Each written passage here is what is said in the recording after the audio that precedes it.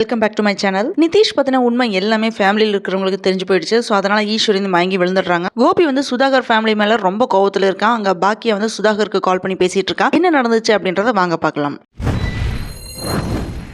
இன்னைக்கு எபிசோட் ஸ்டார்டிங்ல பாத்தீங்கன்னா பாக்கியா சுதாகர் வீட்டுக்கு போய் விசாரிக்கிறான். அங்க சுதாகர் வந்து நிதிஷ்க்கு வந்து எந்த கெட்ட பழக்கமுமே இல்ல.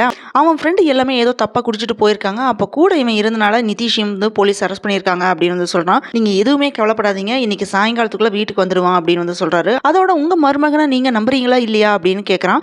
பாக்கியா வந்து அதுக்கு தலையாட்டிட்டு இனியாவுக்கு இந்த விஷயம் தெரியாது, அதுக்குள்ள கூட்டிட்டு வந்துருங்க அப்படின்னு சொல்லிட்டு கிளம்பிடுறா. அங்க கோபி இனியாவுக்கு கால் பண்ணி வேலை செஞ்சுட்டு இருக்கிற இடத்துல இருந்து வெளியே வர இன்னும் எவ்வளவு நேரம் ஆகும் அப்படின்னு வந்து கேட்கறான். அதுக்கு இனியா என்ன சொல்றான்னா, இன்னும் 1 hour ஆகும் டாடி, வேலையை முடிச்சுட்டு போலாம் அப்படின்னு சொல்லிட்டு இருக்கா. அப்ப அங்க வந்து இனியாவோட ஃப்ரெண்ட்ஸ் என்ன பேசிட்டு இருக்காங்க பாத்தீங்கன்னா, நம்ம அன்னைக்கு பேசிட்டு இருந்தோம்ல சுதாகரோட பையன் ட்ரக்ஸ் கேஸை பத்தி, அந்த பையனை வந்து இன்னைக்கு திரும்பவும் அரெஸ்ட் பண்ணிருக்காங்க அப்படின்னு வந்து சொல்றாங்க. இதை கேட்ட உடனே இனியாவும் கோபியும் வந்து ஷாக் ஆகுறாங்க. அந்த பொண்ணு அங்கிருந்து போன உடனே கோபி என்ன பண்றான்னா கார் மேல வந்து குத்துறான். குத்தி அவனோட கோபத்தை எல்லாம் வந்து எக்ஸ்பிரஸ் பண்ணிட்டு இருக்கான். இந்த மாதிரி கோபி பண்ணிட்டு இனியாட்ட என்ன சொல்றான்னா, அன்னைக்கே நான் அந்த வீட்டை விட்டு வந்துரு அப்படின்னு சொன்னேன், நீ தான் வந்து கேட்கல அப்படின்னு கோபி கோபமா வந்து பேசிட்டு இருக்கான். அப்ப இனியா என்ன சொல்றான்னா, நிதிஷ் வந்து இனியா வந்து தள்ளி விட்ட விஷயத்த வந்து வாய் தவறி வந்து சொல்லிடுறா. அதை கோபி கேட்ட உடனே ரொம்ப அதிகமா வந்து டென்ஷன் ஆகுறான். அங்க வீட்டில் வந்து பாக்கியா என்ன செய்யறதுனே தெரியாம உட்காந்துருக்கும் போது தான் ஈஸ்வரி வந்து கேள்வி கேட்டுட்டே இருக்காங்க. எதுவுமே ஆன்சர் பண்ணாம சைலண்டா உட்காந்துருக்காங்க பாக்கியா. அதுக்கப்புறம் ஈஸ்வரி வந்து டிவி பார்க்கும்போது பாக்கியா என்ன சொல்றாங்கன்னா, நீ டிவி பார்க்க வேண்டாம், போய் தூங்குங்க அப்படின்னு வந்து சொல்றாங்க.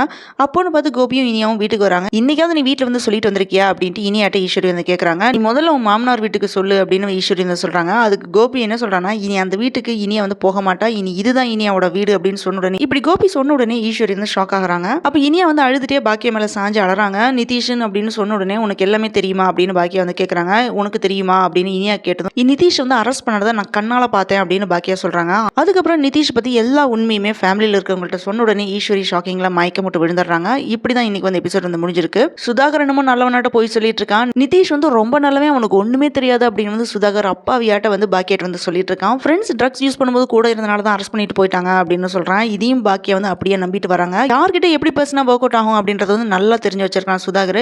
இனியாவும் கோபியும் முன்னாடியே சொல்லியிருந்தா பாக்கியாக்கு வந்து தெரிஞ்சிருக்கும். இப்போ இவன் சொல்றது வந்து ஃபுல் அண்ட் ஃபுல் டிராமா அப்படின்றது. இப்போ கோபிக்கு விஷயம் தெரிஞ்ச உடனே இனியா வந்து வீட்டுக்கு கூட்டிட்டு வந்துட்டு இனிமே இனியா இங்கே தான் இருப்பா அப்படின்னு வந்து சொல்றாரு. இப்பதான் வந்து நல்ல விஷயம் வந்து பண்ணியிருக்காரு கோபி. கோபி வந்து பாக்கியா வந்து எவ்வளவோ விஷயத்துல வந்து காயப்படுத்தியிருக்காங்க. இப்போ அவரோட பொண்ணுக்கே வந்து டிஃப்ரெண்ட் வேல வந்து பனிஷ்மெண்ட் கிடைச்சிருக்கு. அதை பார்த்து கோபி தான் வந்து டே டு டே வந்து ஃபீல் பண்ணிட்டே இருக்காரு. ஈஸ்வரிக்கு அந்த ஏஜுக்கு தகுந்த மெச்சூரிட்டி இல்லாம இருக்காங்க. அவங்க தான் வந்து நல்லது கெட்டது எல்லாமே வந்து சொல்லணும். அதை விட்டு போட்டு அவங்க சொல்றது எல்லாமே சின்ன புள்ளத்தனமாவே இருக்கு. இனியா என்ன டிசிஷன் எடுக்க போறாங்க? டைவர்ஸ்க்கு தான் வந்து அப்ளை பண்ணுவாங்களா, இல்ல நிதிஷ் கூட எகெயின் போய் ஒன்னா சேர்ந்து வாழ போறாங்களா?